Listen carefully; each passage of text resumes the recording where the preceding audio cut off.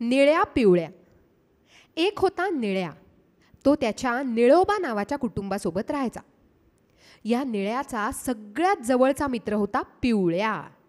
हा पिवळ्या त्याच्या यलोबा नावाच्या कुटुंबासोबत राहायचा. निळ्या आणि पिवळ्याला एकमेकांसोबत खेळायला, दंगामस्ती करायला खूप आवडायचं. एके दिवशी निळ्याची आई सामान आणायला बाजारात निघाली. "मी येईपर्यंत घरीच थांब हं," आईनी त्याला बजावलं.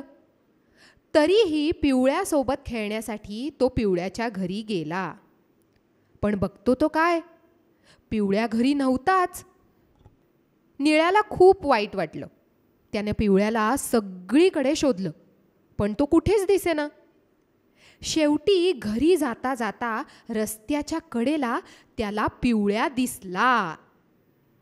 "पिवळ्या, पिवळ्या!" निळ्याने जोरात हाक मारली. निळ्या आणि पिवळ्या एकमेकांच्या दिशेने धावत आले.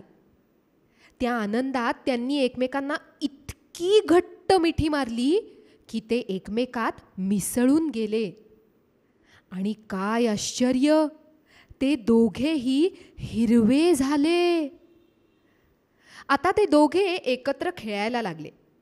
ते बागेत गेले, घसरगुंडी खेळले, पाईपमधून जोर जोरात पळाले, केशरी मैत्रिणीबरोबर डोंगरावर चढले, खूप खेळले.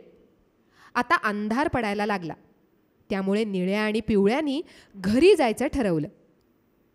पण निळ्याच्या घरी गेल्यावर निळ्याचे आईबाबा म्हणाले, "अरे, तू आमचा निळ्या नाही आहेस, तू तर झाडांसारखा हिरवा आहेस." मग ते पिवळ्याच्या घरी गेले तर त्याचे आईबाबा म्हणाले, "अरे, तू कोण आहेस, तू आमचा पिवळ्या नाही आहेस." हे ऐकून ते जोर जोरात रडायला लागले.